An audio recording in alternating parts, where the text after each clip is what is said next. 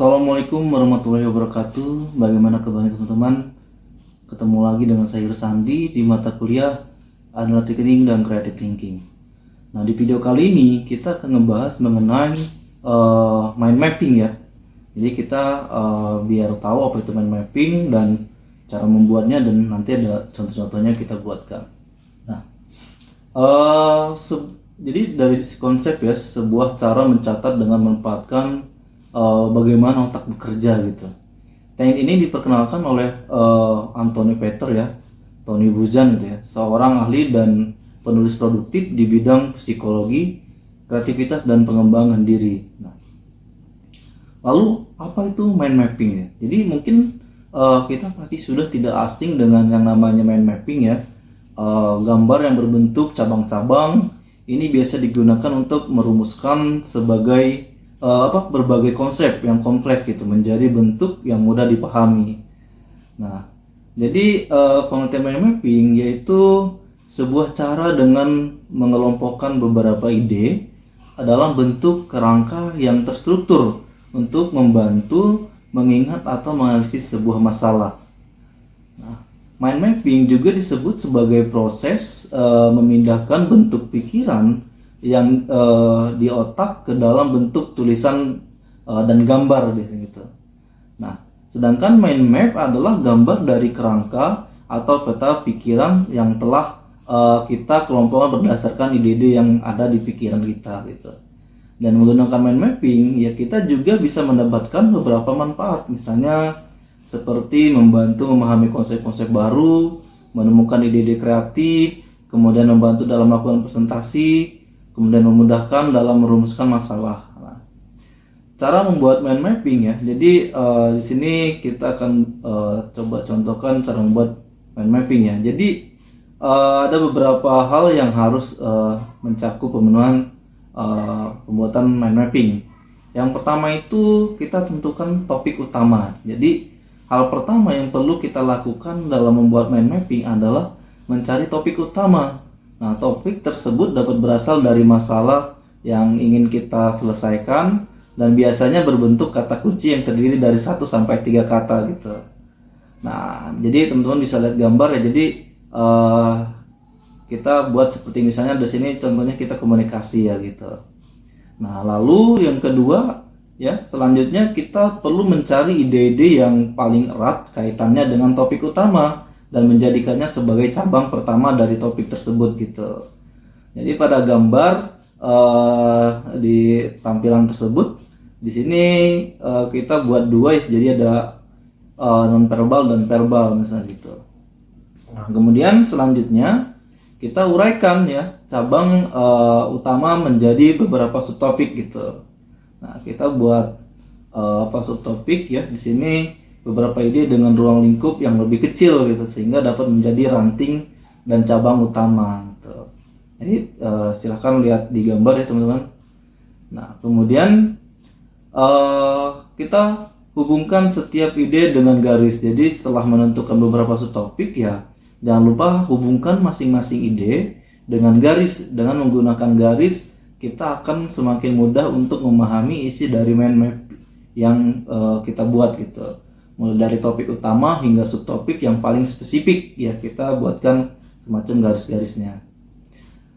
Lalu selanjutnya itu gunakan kode warna ya teman-teman. Di sini mungkin kita buat pada garis yang penghubung ya di setiap subtopiknya. Jadi untuk mempermudah mengingat setiap ide pada subtopik ya kita dapat menambahkan kode warna pada garis yang menghubungkan atau garis penghubung atau gambar gitu.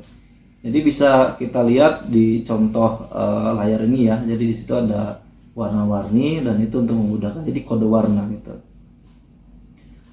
Lalu kita kembangkan subtopik dengan ide-ide yang paling penting. Nah, jadi kita nantinya pastinya akan banyak menemukan berbagai ide yang kemungkinan memiliki hubungan dengan subtopik. Nah, namun untuk membuat mind mapping yang efektif, kita perlu menentukan ide-ide yang memiliki kaitan paling erat dengan subtopik gitu. Nah, hal ini berguna untuk mencegah kita memasukkan ide yang tidak dibutuhkan gitu.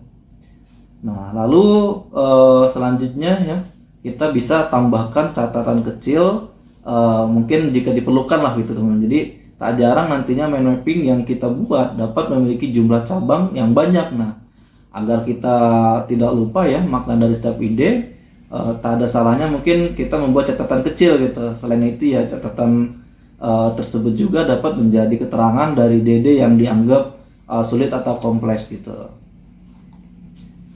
Nah, di sini juga ada beberapa hal penting ya dalam membuat mind mapping ya. Kita bisa menggunakan huruf besar ya. Kemudian buat peta pikiran di kertas polos dan hilangkan proses edit ya. Kemudian sisakan ruangan untuk menambahkan tema. Terus kita cari hubungan antara setiap tema dan tandai dengan garis, warna atau simbol gitu. Terus dari tema utama akan muncul tema turunan yang masih berkaitan dengan tema utama. Nah, selanjutnya pastikan tema-tema terletak di tengah-tengah gitu. Nah, lalu teman-teman jenis-jenis dan contoh mind mapping ya. Dari selain kita tadi ngebahas caranya, nah kita juga bisa membuat mind mapping dengan berbagai bentuk sesuai dengan keinginan kita ya. Jadi di sini ada beberapa contoh. Yang pertama itu flow map ya. Jadi flow map adalah bentuk dari mind map yang paling familiar ya. Nah, mind map ini sangat cocok untuk membuat rangkaian proses atau mengelompokkan ide peserta turunannya.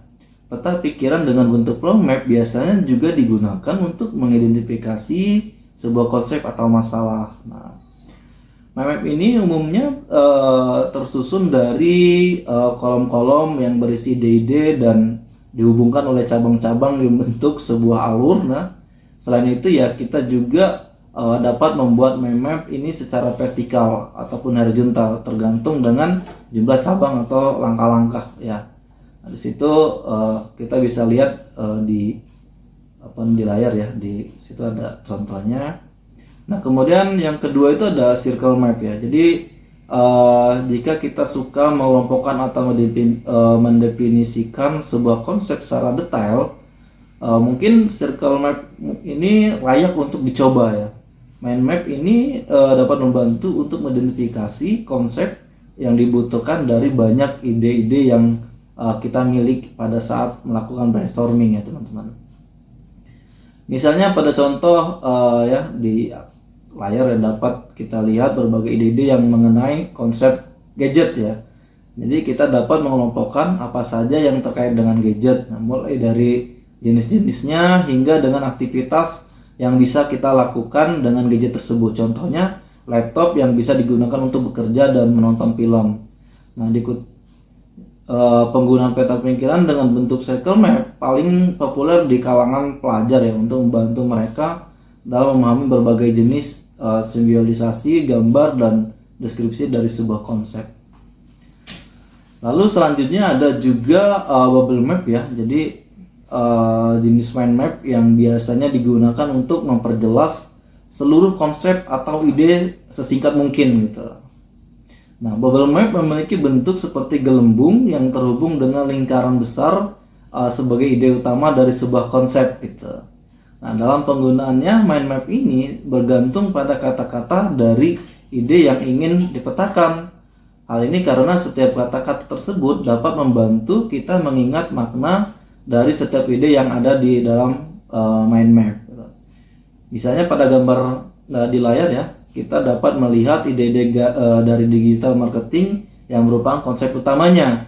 Bagian-bagian dari digital marketing seperti SEO dan SEM dikelompokkan agar memudahkan kita untuk memahami konsep tersebut gitu, sehingga nantinya akan memberikan hasil yang lebih detail.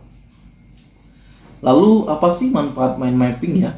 Jadi meskipun terlihat seperti gambar atau coret-coret biasa ya yang mungkin tadi teman-teman lihat, mind mapping itu adalah sebuah teknik yang memiliki begitu banyak manfaat. Nah, contoh penggunaan mind mapping untuk kepentingan bisnis di kantor diantaranya seperti ketika presentasi meeting dan pengambilan keputusan dan lain-lain lah. Nah, beberapa contoh ya manfaat yang dapat kita raih dengan menggunakan mind map adalah seperti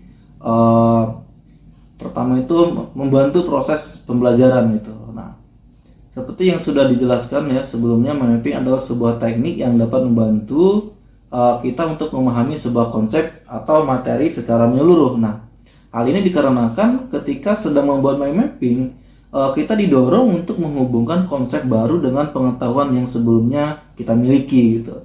Setelah membuat dan melihat hasilnya, kita akan lebih mudah untuk memahami dan menghubungkan antara satu konsep dengan yang lainnya. Kemudian lebih produktif ya. Salah satu manfaat utama dari mind mapping adalah kita dapat memvisualisasikan serangkaian langkah yang dibutuhkan dalam sebuah proyek gitu. Ketika visualisasi langkah-langkah tersebut sudah jadi, kita dapat melihat apa saja yang bisa diperbaiki, apa yang harus dicapai dan lain-lain. Nah, mind mapping itu mempermudah kita untuk menentukan tugas-tugas prioritas gitu. Setelah mengetahui tujuan dan tugas yang harus segera dikerjakan, kita dapat mengatur waktu dengan baik dan menjadi lebih produktif. Lalu meningkatkan kreativitas. Nah, fungsi berikutnya dari mind mapping ya, untuk meningkatkan kreativitas. Jadi ketika membuat mind map, kita akan membuat peta bercabang berdasarkan kategori yang ada. Supaya terlihat menarik, biasanya mind map akan diberi gambar atau menggunakan warna yang menarik. Proses pembuatan ini dapat merangsang kerja otak bagian kanan ya teman-teman. Lalu yang terakhir, meningkatkan pemahaman. Nah, ketika sedang berada di sebuah meeting atau brainstorming mengenai sebuah proyek, tidak jarang ditemui beberapa permasalahan yang cukup kompleks ya. Mind mapping adalah metode yang dapat membantu kita untuk memahami konsep atau permasalahan yang kompleks. Nah, tak hanya memahami, metode ini juga dapat membantu